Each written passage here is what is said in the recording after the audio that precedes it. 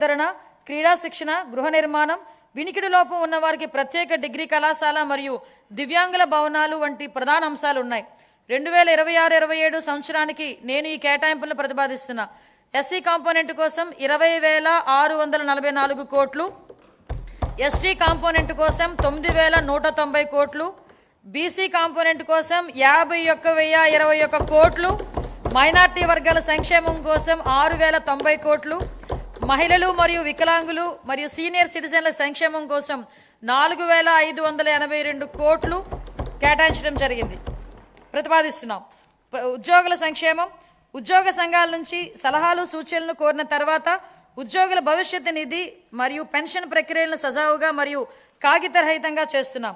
ఈ DPC module ద్వారా promotion ప్రక్రియ ఆన్లైన్ చేయబడింది. ప్రభుత్వ ఉద్యోగులు మరియు పెన్షనర్లకు చాలా కాలంగా పెండింగ్లో ఉన్న బకాయిలను కూడా చెల్లించడం ప్రారంభించింది. 1,100 కోట్ల రూపాయలు డిఏ మరియు డిఆర్ బకాయిలను విడుదల చేశాం. జీపీఎఫ్ మరియు జిఎల్ఐ చెల్లింపులు క్రమం తప్పకుండా చేయబడుతున్నాయి. సిపిఎస్ ఉద్యోగులకు వారి పిఆర్ఏఎన్ అకౌంట్లలో ప్రభుత్వం వాటాతో కలిపి ఎప్పటికప్పుడే కంట్రిబ్యూషన్ జమ చేస్తున్నాం.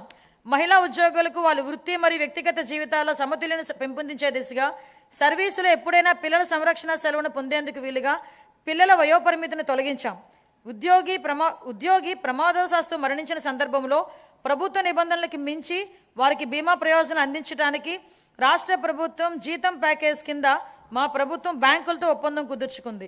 మా ప్రభుత్వం వివిధ కేటగిరీల్లో 30,607 ప్రభుత్వ ఉద్యోగాలను భర్తీ చేసింది.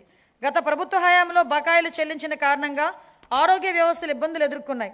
దీనితో చాలా కుటుంబాలపై ఆర్థిక భారం మోపబడి ఆర్థికంగా మానసికంగా చాలా బాధపడ్డారు. గత ప్రభుత్వం ఆరోగ్య రంగానికి చెల్లించాల్సిన 6,486 కోట్ల రూపాయల బకాయిలను చెల్లించకుండా వదిలివేసింది. వీటిలో ఎక్కువ భాగం మా ప్రభుత్వం చెల్లించి ప్రజలకు ప్రభుత్వం మీద విశ్వాసం కల్పించింది. వ్యాధి చికిత్స కన్నా నివారణే ముఖ్యమని మేము నమ్ముతున్నాం. నివారణ వలన ఆరోగ్య అవసరాలపై జేబులోంచి ఖర్చును గణనీయంగా తగ్గిస్తుంది. మా ప్రభుత్వం అధికారం చేపట్టిన తరువాత పౌరుడిని ఆరోగ్య సంరక్షణ కేంద్రంగా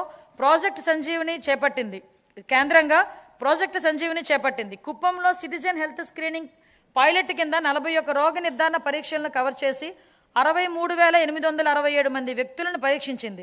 6,300 కంటే ఎక్కువ హై రిస్క్ కేసులను గుర్తించి వాటిని ప్రాజెక్టు సంజీవనికి అనుసంధానించింది. 2026-27 సంవత్సరానికి ఆరోగ్య, వైద్య మరియు కుటుంబ సంక్షేమ శాఖకు 19,306 కోట్లు కేటాయించాలని నేను ప్రతిపాదిస్తున్నాను. కార్మిక శాఖ